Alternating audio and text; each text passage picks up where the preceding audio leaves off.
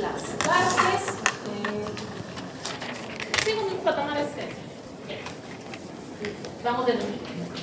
Esta es la pared de las células gram negativas que consta de una membrana externa y todos estos que parecen pelitos son polisacáridos. Entonces, muy importante recordar que estos pelitos, cuando forman parte del lipopolisacárido, se llaman antígeno O. ¿Cómo se llaman estos pelitos? Salud. Antígeno O, es decir, la parte más periférica del lipopolisacárido. Pero no son los únicos. Aquí afuera tenemos otros polisacáridos que se llaman cápsula. No sé por qué no le dice cápsula de frente. Lo que pasa es que la cápsula de las enterobacterias no es una cápsula en sí como la que tiene neumococo. O sea, la de neumococo sería como que una cáscara propiamente hecha. Mientras que la cáscara... no te estoy hablando. ¿De qué te estaba hablando, por favor? De la cápsula, claro, de la cápsula. La cápsula, como una estructura grande, sólida, y que es más o menos más que toda la bacteria, esa es la de Streptococcus pneumoniae, esa es una de verdad. Pero en cambio esta es como una babita que no llega a ser tan grande como la de estafilococo, pero es muy fastidiosa. Entonces, por eso es que le decimos cápsula por respeto, ¿sí? Porque es bien odiosa y bien malvada, pero en estricto son un grupo de polisacáridos odiosos. Y por último tenemos al flagelo. ¿Qué va a ser el flagelo? La colita. Y entonces le vamos a poner al nombre a estos tres antígenos. Estos tres antígenos se llaman antígeno O, antígeno H, antígeno K. Esos son... ¿A qué viene el cuento? Ya, muy bien, vamos de nuevo. Enterobacterias es una gran familia. Hemos hecho una lista de las enterobacterias que tocaban para la primera fase y las que tocan para la segunda fase. Y esa es la versión resumida. Sí, la lista continúa. Creo que la última vez eran como 26. Son chuchumí. Pero esos son... Nosotros solamente hemos revisado especie, o sea, aquellas bacterias que tienen nombre y apellido. Ejemplo, Escherichia coli, ¿cierto? Muy bien. Si no tiene un pequeño detalle, problema mínimo, ínfimo, que casi no se nota. Tenemos una subclasificación, ya, pues, la Escherichia coli, sí, es conocida por ser su bacteria mascota, ¿cierto? Todos hemos quedado que todos ustedes tienen su E. coli, y si la tratan bien, de repente inclusive les produce vitamina B12, y si comen verduras les produce vitamina K. ¿Listo? Esa es una E. coli. Pero hay una gran lista de E. colis. Si alguien ha hecho su caso clínico, comprenderá que en el caso clínico buscamos que diferencien 5 Escherichia coli. Entonces dirán, doctor, ¿y qué cosa es eso?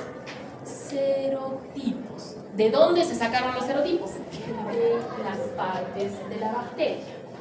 Entonces, ya si no se nos ocurrió nada más que ponerle número. ¿Listo? Pues de acuerdo al antígeno O y al antígeno H, les ponemos número, y también tenemos número para el antígeno K, y el antígeno B ahorita se lo voy a contar. Entonces, muy bien, doctora, vamos otra vez. A ver, cuéntenos.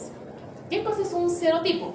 Un serotipo es aquel que contiene, ya sea por plásmido, por fago o por odioso, características diferentes y que causa cuadros clínicos diferentes. Entonces, ¿esto que nos permite? Clasificar a la E. coli en dos, oportunista y patógena. Entonces, la oportunista es la que vive con ustedes. ¿Listo? ¿Da problemas? No. Es beneficiosa inclusive. Entonces, y ustedes dirán, pero doctora, esta oportunista, ¿por qué le llaman así? Eso suena feo, ¿no? Sí, solamente falta que lo traduzcan al inglés gold digger y ya estaríamos. Pero lo que sucede es que en el intestino, junto con otras bacterias, teniendo que compartir una casita grande, se porta bien. Pero en el momento que pasa al tracto urinario, se fue toda la desgracia. Y vino el caso clínico de infección urinaria. ¿Entendido? Entonces, doctora, a ver, ¿a qué viene el cuento? Cuando hacemos los exámenes microbiológicos básicos, podemos identificar hasta qué es E. coli. Por lo tanto, luego tenemos que hacer los exámenes de serotipo. Doctora, ¿por qué le pusieron serotipo? Porque utilizamos anticuerpos específicos contra el antígeno O, el antígeno H, el antígeno K1, el antígeno B. para reconocer si es la bacteria más malvada o es una bacteria menos malvada. ¿Entendido? Entonces, la microbiología llega hasta una parte y luego nos ayudamos con la inmunología, pero todo eso mismo sería parte del diagnóstico. ¿Va bien? Entonces, ¿qué cosa es el antígeno O? Es un oligosacárido, se tiene un montón de azúcares, y este de aquí los clasificamos en termoestable y termolábil cuando tenemos que hacer reconocimientos, porque no solamente vamos a investigar procesos que sean de pacientitos, sino también de otros. Muy bien, el H también es termolábil, muchas veces que pertenece al flagelo. El antígeno K no lo tiene todo el mundo. Hay unos que tienen antígeno K y otros que no tienen. Hay E. colis que no son capsuladas. El que nos interesa aquí particularmente es el antígeno K1, que le pertenece a una E. coli que le va a brindar la oportunidad de dar meningitis. Entonces, ya tendríamos nuestra lista de bacterias capsuladas que causan meningitis, ¿no es cierto? A ver, ¿qué bacteria capsulada conocen que causa? ¿Cuál? ¿Del otro? Allá, del otro, allá. ¿Auris de cápsula? Sí, se llama LIP. ¿Tú te quedas? Neisseria meningitis. Neisseria meningitis de cápsula, ¿otra?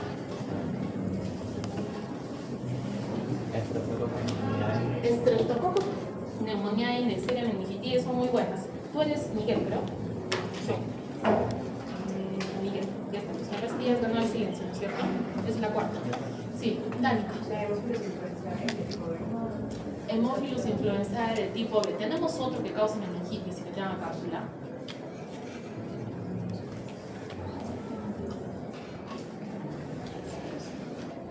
Vamos a dejarles con medio, ¿verdad? Entonces, la mayor parte de microorganismos que causan meningitis tienen cápsula. Meningitidis, pneumoniae, Haemophilus influenzae, y si la Escherichia coli tiene cápsula, va a causar meningitis. ¿Listo? Entonces se darán cuenta de que ese es un factor de virulencia. Piógenes era el que faltaba, ¿cierto? Muy bien. Porque la cápsula de Piógenes es rara, es una cápsula, y bueno, Piógenes y el otro, Aureus, tienen una cápsula que no es cápsula, pero le decimos cápsula por respeto, ¿no es cierto? Muy bien, ¿de qué estaba yo? De que se den cuenta de que la cápsula es un peligro, porque no todas las bacterias pueden causar meningitis. Sí, y ya hemos quedado en que la meningitis es muy grave porque no les gusta que haya bacterias fastidiando a su cerebro, ¿no es cierto? Muy bien. Aquí nosotros hemos utilizado el antígeno B por virulencia, sí, ya les he dicho, esto es creatividad al 1000%. En el caso de Salmonella, Salmonella tiene un antígeno B que es bien malvado. Entonces, desde el veterinario pues deben poder cacar, no, pues que ya le habían puesto aquí, así tal, ¿sí? Uno de los problemas de que las bacterias tengan cápsula es que hace difícil identificar los antígenos O. Por eso algunas veces no se va a poder identificar. Pero ustedes ya, entonces, ¿para qué tenemos laboratorio? Muy bien. Para saber que si tú utilizas la característica termoestable y termolábil, puedes modificar y hacer el diagnóstico. Entonces, el hecho es de que estos antígenos andan escondidos, tanto para el sistema inmune como para el diagnóstico, y esto hace también que los anticuerpos contra estos no sean tan efectivos, porque si no lo puedes encontrar, no te va a servir, porque si no pondríamos también vacuna contra él, ¿verdad? Pero no ponemos. Muy bien, entonces, de esta clasificación, la que se hace más famosa es la O157H7. Doctora, ¿hay más? Sí, hay más. Cuando busquen para hacer síndrome urémico hemolítico, O157H7 no es la única que está causando síndrome urémico hemolítico, son más, pero esa es la más frecuente. Doctora, ¿y eso por qué nos sirve? Porque dependiendo del área geográfica donde estás, puedes buscar una o la otra. Por ejemplo, en el laboratorio sí tenemos serotipo para O157H7, pero no para las otras. O sea que si tú estás sospechando un urémico hemolítico y pides serotipado, podemos identificar AO57H7. Y las demás, doctora, pues no podemos. ¿Entienden? Por eso es de que la epidemiología, es decir, la estadística, no siempre funciona. Por favor, colaboren con la causa, levanten el manito y digan presente. Ya hemos visto cómo se dice esta historia. Muy bien. Una consulta.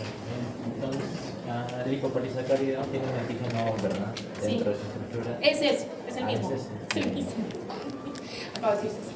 ¿Quién me dice que es virulencia? La capacidad que tiene un microorganismo de generar enfermedades mortales. No, graves, esa es letalidad. Tenemos patogenia, virulencia, letalidad. Sí, Juan, decimos palabrita para todo. Enfermedad grave, no mortal. ¿Listo? Estamos en grave, exacto. Ya les he dicho, son 3 opciones. Negativo, normal, positivo. Esas son... Ya me olvidé otra vez. Alejandra. ¿Eres la única Alejandra? No, las otras son Andrea, ¿sí es cierto? Perdón, Alejandra.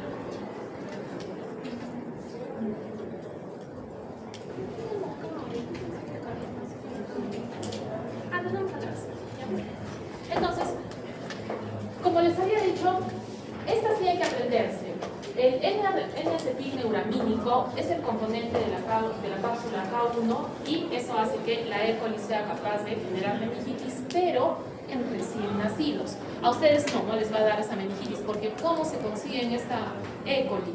Por contaminación del canal vaginal durante el parto.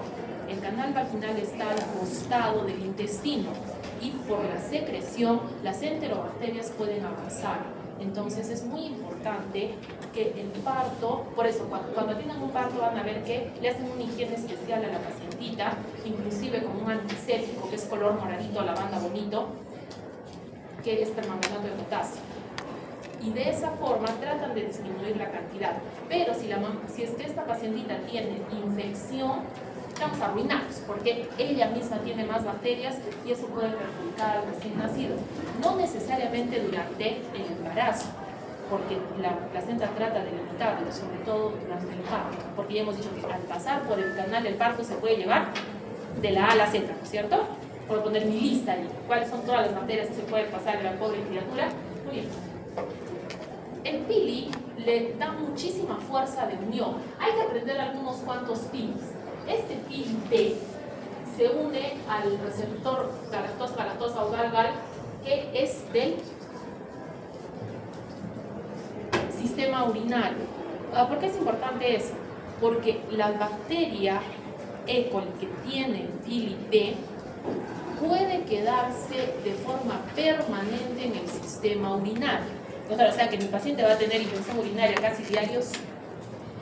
La endotoxina es de todas las enterobacterias, es el lipopolisacárido y hay que tener en cuenta que por ser muy agresivo contra el sistema inmune va a llegar a sepsis. Ya hemos establecido que la sepsis es un estado de problema serio o falla multiorgánica con montones de causas. Una de ellas es el shock séptico, que es por infección. ¿Qué significa shock? Caída dramática de la presión arterial. ¿Qué necesitas para que sea sepsis? Que además tenga fiebre y coagulación intravascular diseminada. Doctora, ¿por qué tiene que ser eso? Porque es idioma nuevo, ¿no es cierto? O sea, tú no me puedes hablar de shock si no me dices qué cosa es. ¿Sí? Muy bien, ya hemos establecido. Ustedes, imagínense que yo les diga, sacan una hojita que les voy a tomar examen. Ahí, muy bien. Sí, porque las niñas de obstetricia le dijeron, ¡uy! Bueno, no pueden entrar en shock porque su presión arterial media no puede caer por debajo de lo normal solamente por asustarse, ¿no es cierto? Entonces, se pueden sorprender, pueden llorar y patalear, pero no están en shock. ¿Entendido? Muy bien.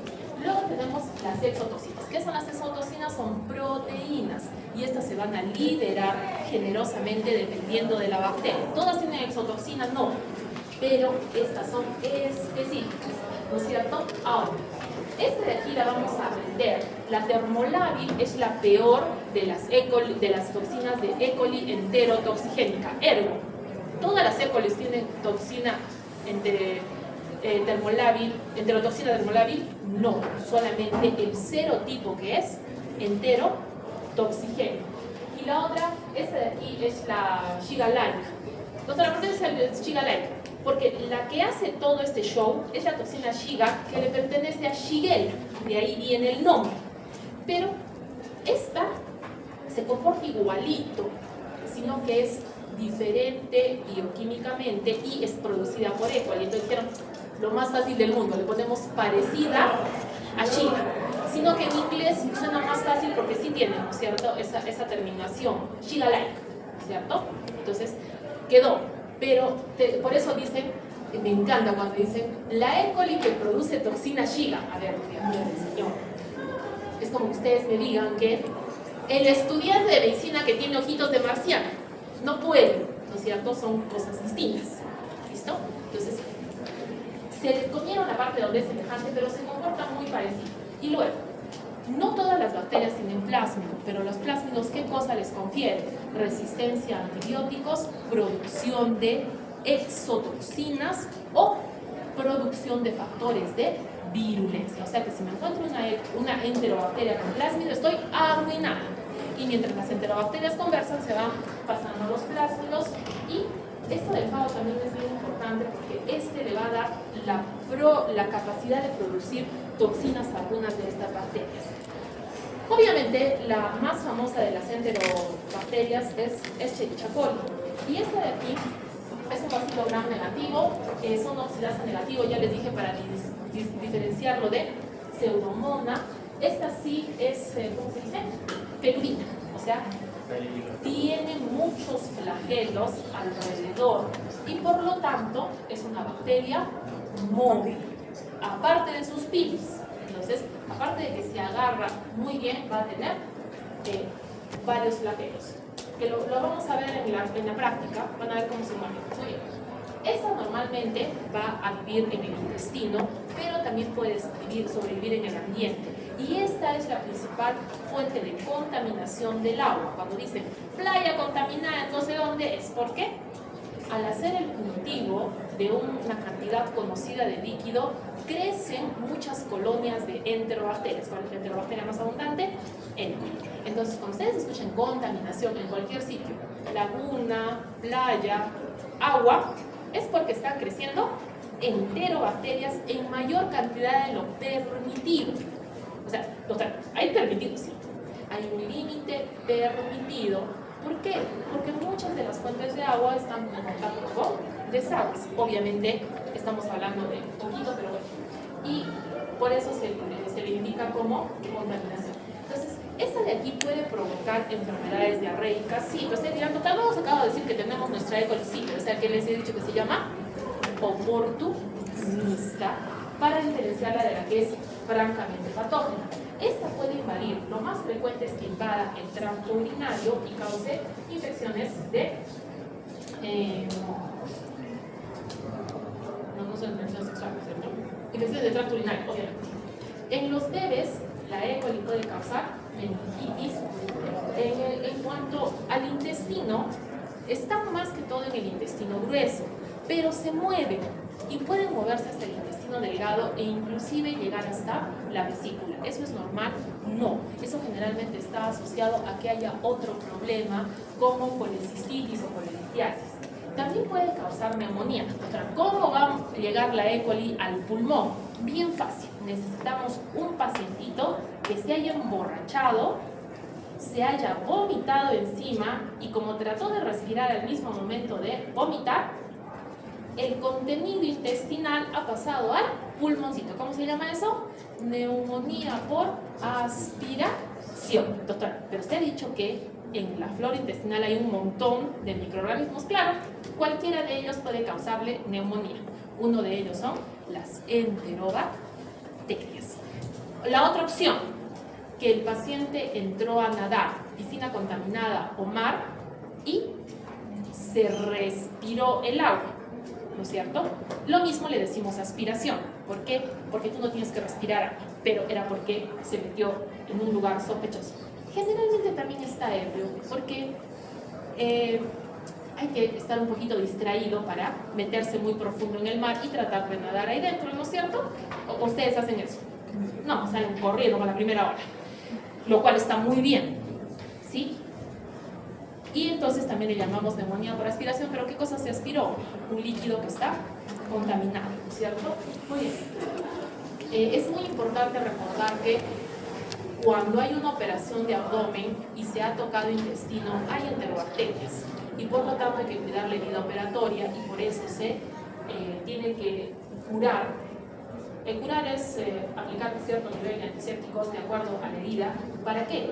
Para que las bacterias que sabemos que están ahí no proliferen. En el momento que proliferan se arruinó. Peritonitis es cuando tienes cualquier cirugía abdominal que estaba complicada y las bacterias han salido antes de que tú operes. Entonces, obviamente se van a diseminar, sino que si ustedes sacan la cuenta del peritoneo en metros, es un montón, porque tienes justo debajo del tórax todo el abdomen, la pelvis y todo lo que envuelve a los intestinos.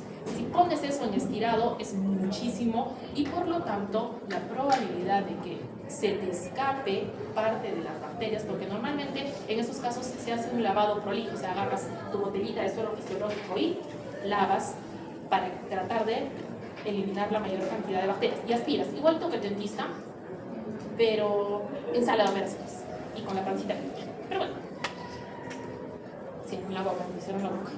¿Dónde estaba yo? Es muy importante vigilar ese peritoneo. La herida operatoria se queda comunicada con el interior mediante un plastiquito que se llama DREN. ¿Por qué? Porque en el momento que comiences a ver pus, te vas a dar cuenta que no lavaste lo suficiente y necesitas más antibióticos. Normalmente no lo operamos por eso. Y ya hemos dicho que puede pasar a la sangre y generar sepsis. Doctora, buenos días. El tracto urinario, generalmente las E. coli oportunistas. Estas E. coli oportunistas hemos quedado que ya estaban viviendo en el intestino del paciente. Entonces, muchas veces no es que la infección de tracto urinario tenga que venir de otro lugar. Lo que sí es cierto es que las relaciones sexuales incrementan el riesgo de infección de tracto urinario en una paciente. ¿Listo? ¿Y por qué es importante esto? Porque muchas veces las jovencitas van con la mamá a consulta hasta los 18.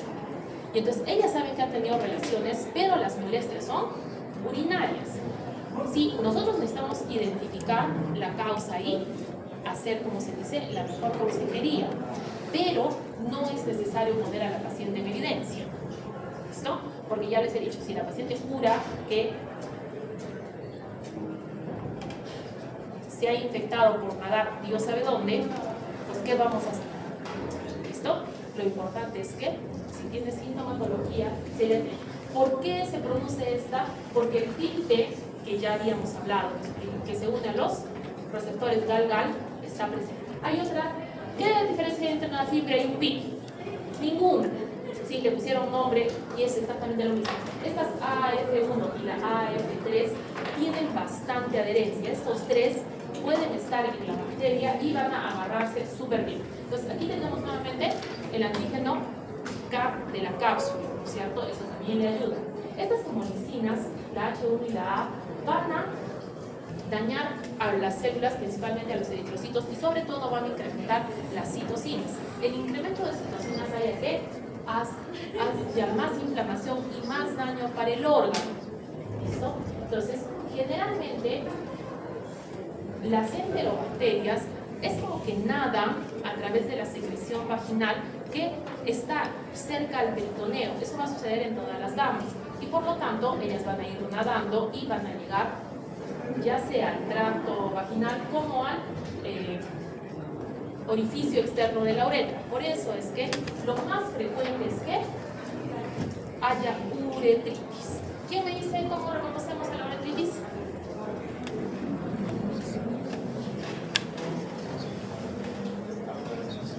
Eso tiene nombre.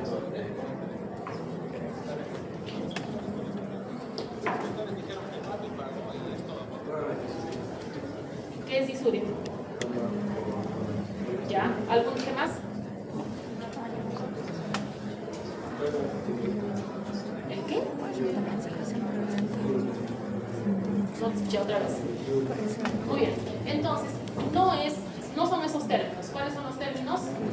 Disuria, colaquiuria, tenesmo, que es el dolor al eliminar la orina. ¿Y esto generalmente por qué es? Porque de la uretra, jóvenes, las mujeres tienen menos de 1 centímetro de uretra. ¿Cuánto le va a tardar a la bacteria avanzar eso? Un poquito, ¿no es cierto? Y por eso rápidamente se combina con lo que es la cistitis. Entonces, generalmente es que tienen entre uretritis y cistitis, pero no nos vamos a poner a pelear por eso, ¿no es cierto? Vale, ya, José ya puede guardar silencio. ¿Cómo te llamas? Primer nombre, Fabián. Diferente de Fabricio. No tenemos otro Fabián, ¿verdad? ¿Sí? ¿Tenemos dónde? No tenemos. Muy bien. Y luego, si es que, claro, los varones puede avanzar hasta la próstata y en este caso, inclusive puede haber rastros de sangre en la orina. ¿Por qué? Porque se daña la vejiga o porque se daña la próstata. Esto generalmente suele ser hematuria microscópica que se detecta con la mirada reactiva. Obviamente, si es que, sobre todo la paciente ha tenido alguna relación sexual cercana, puede ser que no acuda a control y esto va a avanzar hasta el riñón. ¿Y esto cómo se llama? Pielonefritis. Existe otra forma en que las bacterias lleguen al riñón y eso es por vía sanguínea o linfática. ¿Se acuerdan de la parte de la sepsis? ¿Sí? Allí puede ser que vayan directamente al riñón. Mi paciente no tiene síntomas urinarios. Entonces, ¿qué pasa? Aquí, en la pielonefritis, tenemos que recordar algo muy importante. Mi paciente va a hacer fiebre y va a tener náuseas. ¿Náuseas? Sí. Ahí es donde sus conocimientos de anatomía deberían servir. Es por la inervación que comparte la cápsula del riñón con el plexo solar, el otro. Entonces, lo que sucede, el celíaco es de la arteria, ¿sí? La cercanía entre la inervación hace que tú no te des cuenta. Y por eso la paciente te dice, no, tengo náuseas. No, lo que tiene usted es inflamación de la cápsula renal que usted lo interpreta como náuseas. Obviamente ninguno de ustedes se ha levantado y ha dicho, ay, hoy día creo que me duele la cápsula renal, ¿verdad? No tenemos esa capacidad de discriminación a nivel abdominal. O alguna vez ustedes han dicho, ay, no, me duele mucho el páncreas, lo siento. Estoy sintiendo, no, porque en el abdomen la sensibilidad está más mezcladita. No es como sus manitos, donde me dicen, no, me duele en el medio de la falange, del medio del dedo meñique. Muy bien. Entonces, hemos dicho de que, ya hemos dicho, ¿cierto? Asciende por vía linfática o por vía hematógena. La vía linfática es mucho más frecuente en las pacientes que son crónicas, que tienen constipación crónica. Esto, jóvenes, es bien importante en las jovencitas, las adolescentes. Muchas jovencitas que no están interesadas en comer ni fruta ni verdura, andan estreñidas, y las niñas también, sobre todo las niñas que no quieren comer nada. Y muchas veces, ¿qué pasa? De que les da infección urinaria. ¿Y de qué les da? ¿De qué? Están estreñidas mucho tiempo. Ya hemos dicho de novedad. Secreciones vaginales, ya. Si es que siempre las enterobacterias van a ir nadando por la secreción vaginal, ¿por qué no siempre están con infección urinaria las mujeres? Por la orina. El hecho de eliminar orina durante varios momentos en el día va a arrastrar a las células de las bacterias fuera. ¿Cuál es el problema? De que si la paciente no va al baño cuando debe, sobre todo porque está aguantando, este mecanismo va a fallar, y además también cuando toma muy poca agua, porque para que se elimine la orina tiene que haber un volumen necesario que estimule el reflujo. Y obviamente también la higiene. Es muy importante que durante el baño de las damas y de los varones también se trate de eliminar, tener mucho cuidado en la zona genital y en la zona anal para que no se acumulen las bacterias, porque ahí se acumulan. Ejemplo, los niños pequeñitos. Los niños pequeñitos van a tener infecciones tanto de orina como en el margen anal. ¿Por qué? No se limpian bien con el papel y sobre todo si están comenzando a bañarse ellos solos, no se van a bañar bien. ¿Y quiénes son los más perjudicados? los bebés que usan pañal o los abuelitos que usan pañal, porque ahí hay mezcla de todas las enterobacterias que salieron por las heces hacia la parte urinaria. ¿Qué más tenemos? El pH debe ser ácido para disminuir la cantidad de microorganismos y el hecho de que la osmolaridad de la orina sea bastante alta, porque está bastante concentrada, también disminuye la probabilidad. Entonces, hemos dicho de que la cistitis va a tener los síntomas que ya hemos dicho. ¿Ustedes hemos dicho? Disuria, oliguria, tenés, ¿no es cierto? Y hay que tomarle un examen completo de orina donde vamos a observar la tira reactiva y las celulitas que aparecen. En cambio, en la pielonefritis, obviamente, el dolor va a tener que estar en el flanco. ¿Qué cosa es el flanco?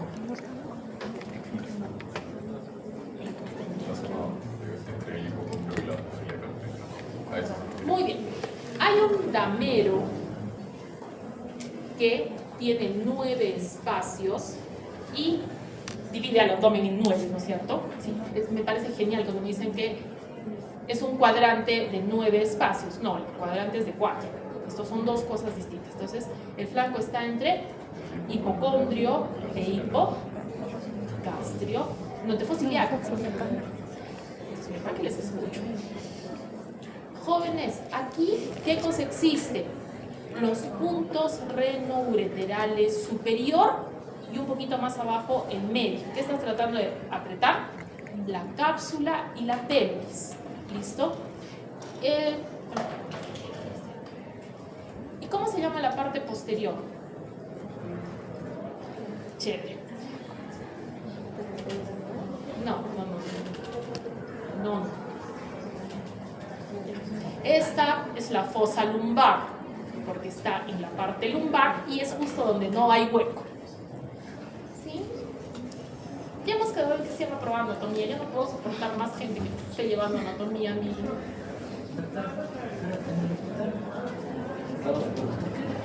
Por eso, ahí vamos.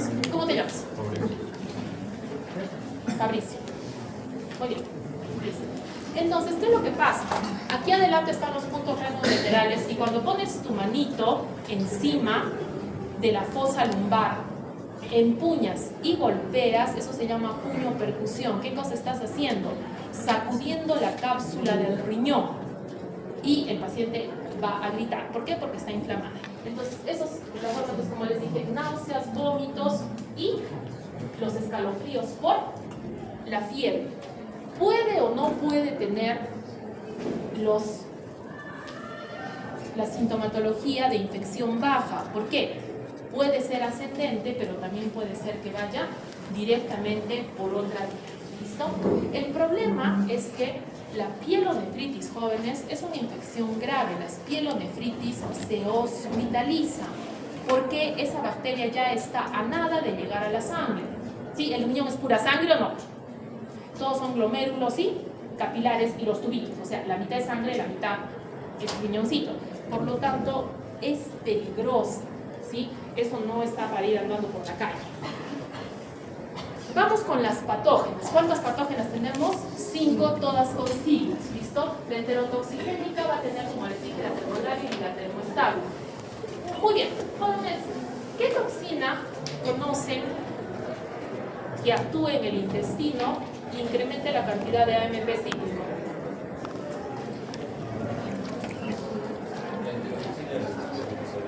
Esa mera.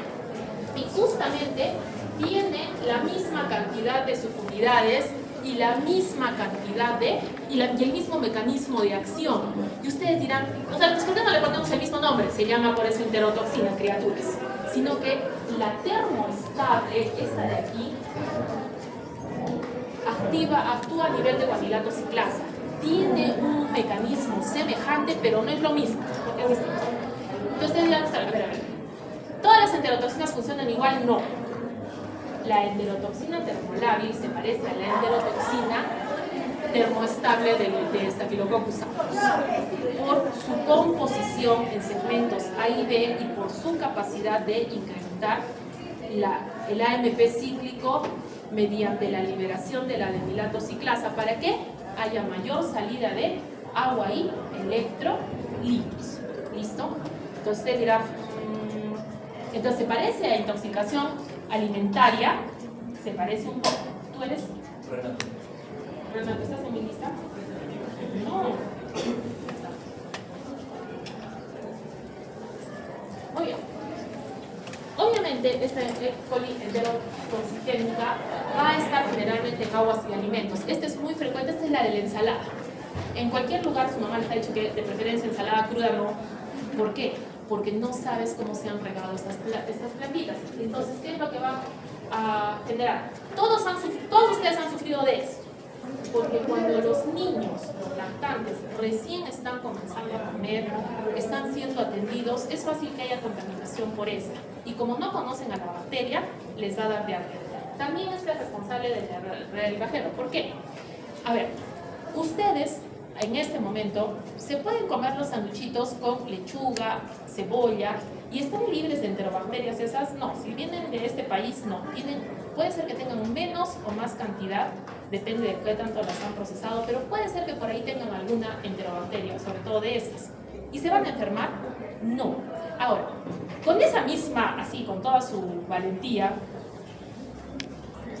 Cajamarca, donde hay bastante queso y también el mercado es una maravilla.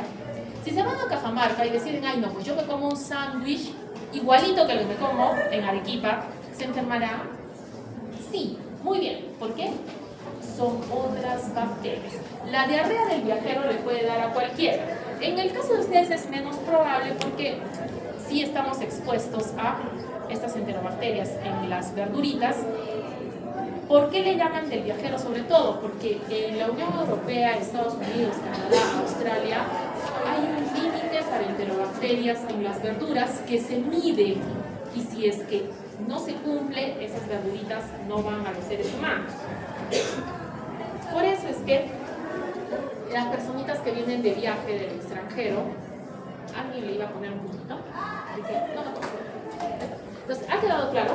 Pues por favor, si van a irse a otra ciudad, tengan cuidado, les puede dar esto mismo que es la diarrea del viajero. ¿Qué es lo que pasa? Apenas llega la bacteria, se pega con sus bilis y comienza a lanzarle las enterotoxinas y aquí es donde se comienza a perder líquido y agua. Por lo tanto, hay que tener en cuenta que para diferenciarla de la intoxicación alimentaria, primero tenemos el tiempo.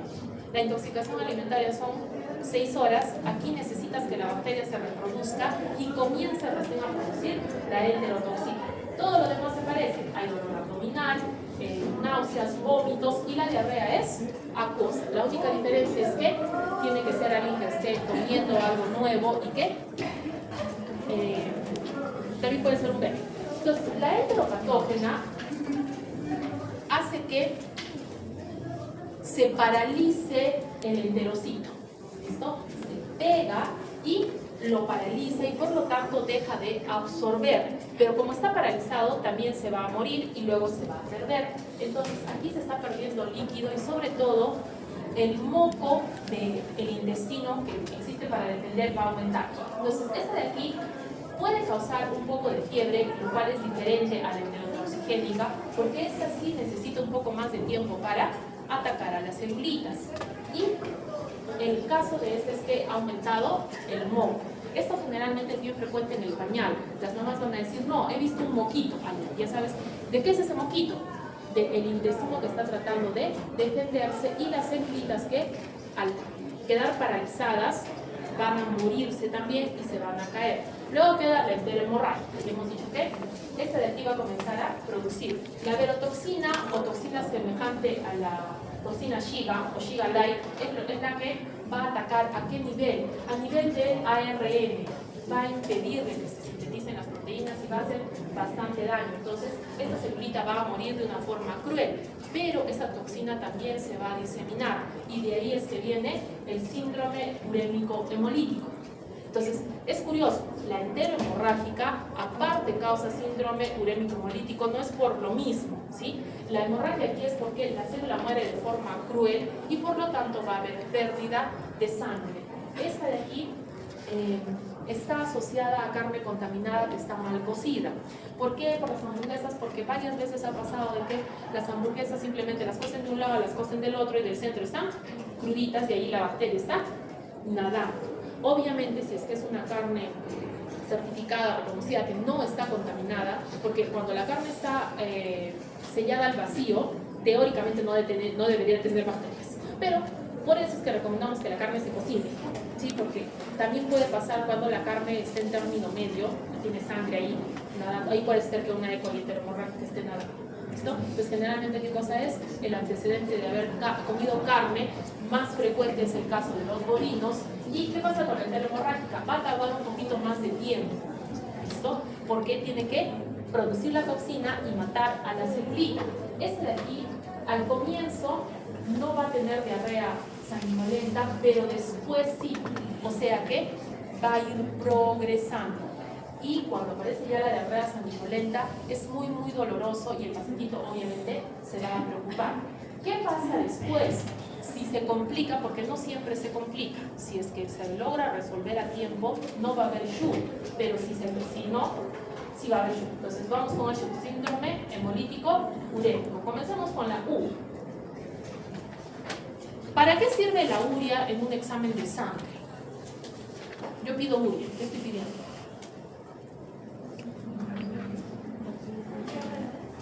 ¿Cuál es otro de función renal? Y te pongo otro para función renal. Tú. No, ese es para infección de orina.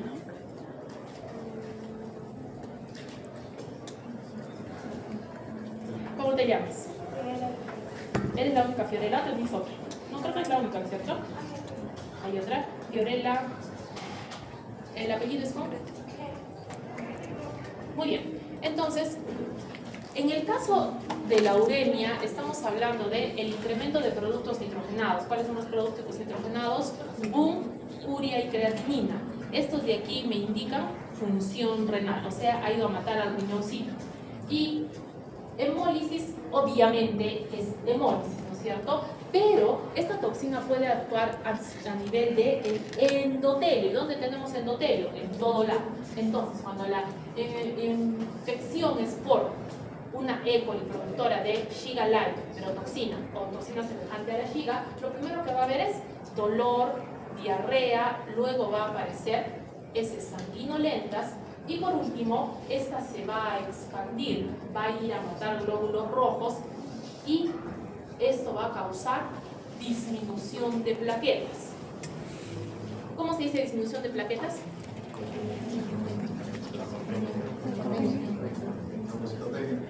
Trombocitopenia.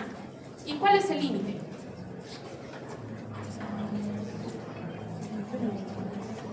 Más o menos, ¿entre cuánto y cuánto?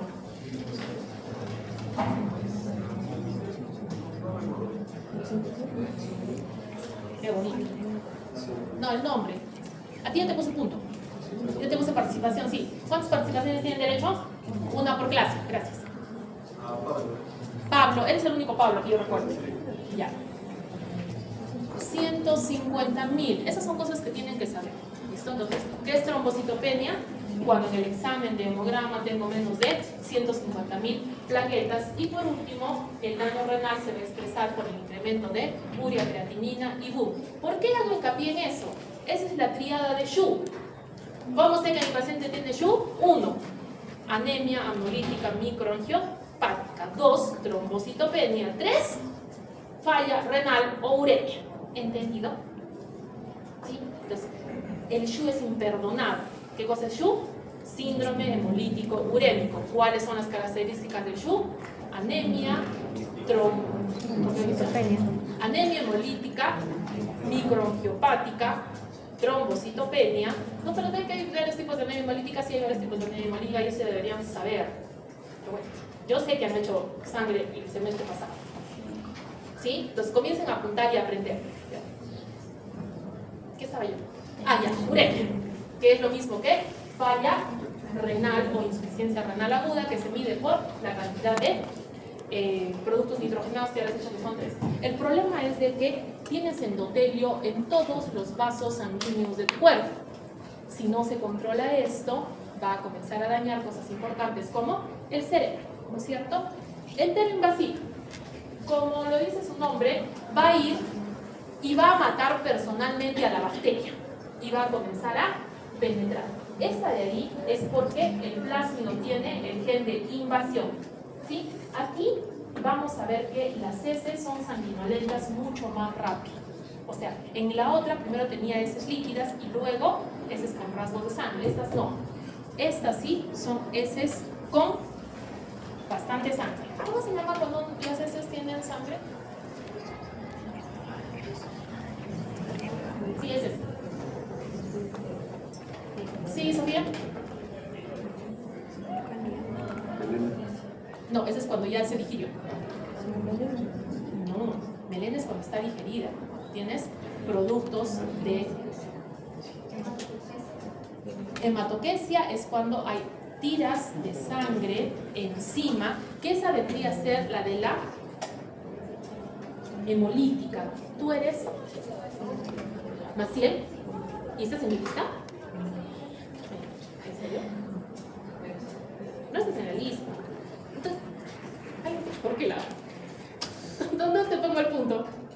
¿Estás en la lista de verdad? No sé. ¿O sí estás? Es que... Muy bien. Jóvenes, disentería. Cuando las heces tienen sangre, se llama disentería. Pero no solamente tiene que tener sangre, tiene que tener moco y tiene que tener dolor. Entonces, ¿qué es la disentería? Heces diarreicas con moco y sangre. Hematoquesia vendría a ser lo que hemos visto en Shigella, donde las heces tienen rasguitos de sangre. ¿Listo? Muy bien. Y me parece que nos queda solamente una, la enteroagregativa. Esta es bien característica de los niños.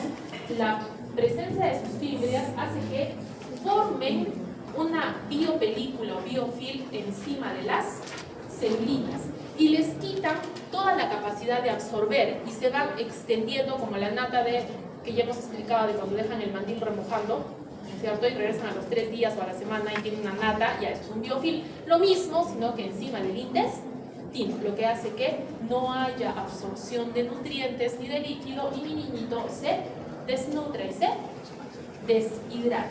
¿Listo? Y las microvellosidades, porque a veces inclusive se les hace biopsia porque estos niños están bastante mal y están todas las microvellosidades planas porque las bacterias están creciendo encima. O sea, hay muchas formas de maldad dentro de la E. coli y ahí están las 5 partes. ¿Entendido? Muy bien, entonces con eso ya hemos terminado.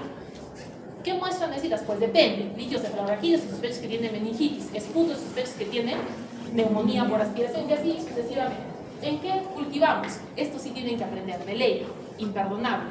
McConkey y los 5 diferenciales que vamos a aprender en práctica, ¿cierto? McConkey y los 5 diferenciales. Tienes que hacer el gramo.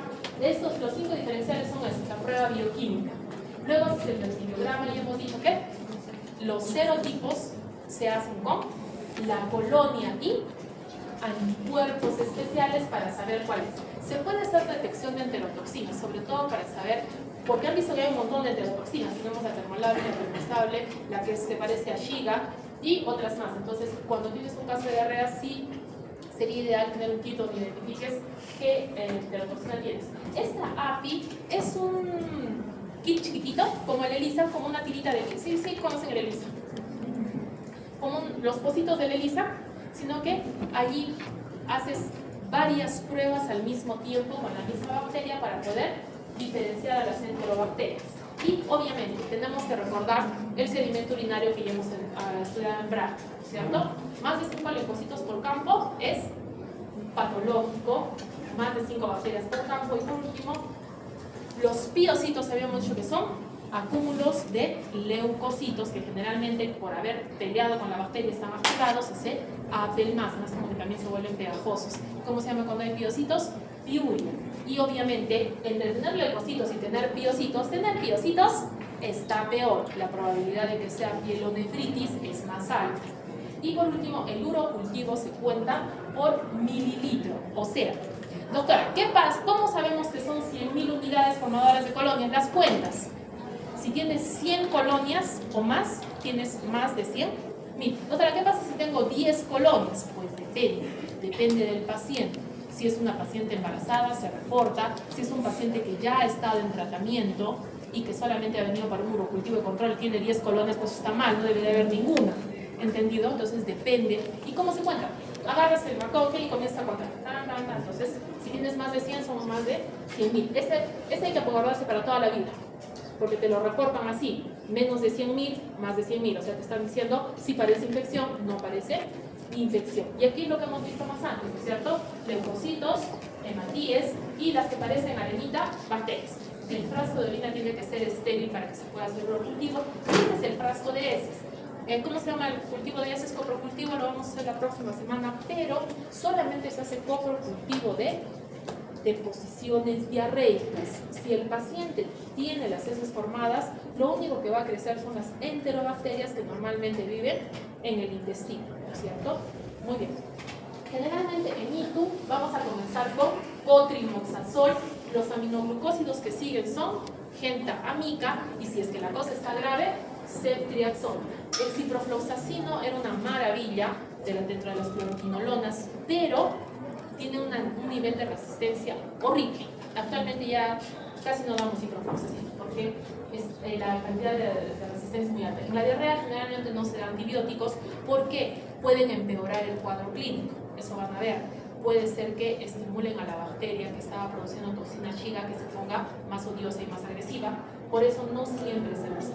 En algunos casos seleccionados sí se comienza con cotrimoxazol. Obviamente hay que tener mucho cuidado en todo lo que son cirugías. ¿Por qué? Todas las manitos pueden estar contaminadas y todo lo que tenga que ver con abdomen va a tener contacto con bacterias. Hay que tratar de hacer los antibiogramas, sobre todo cuando haya un problema en el hospital en que alguna enterobacteria esté causando problemas, y lavarse las manitos nunca será suficiente.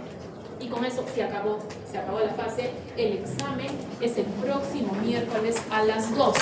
Jóvenes, me hacen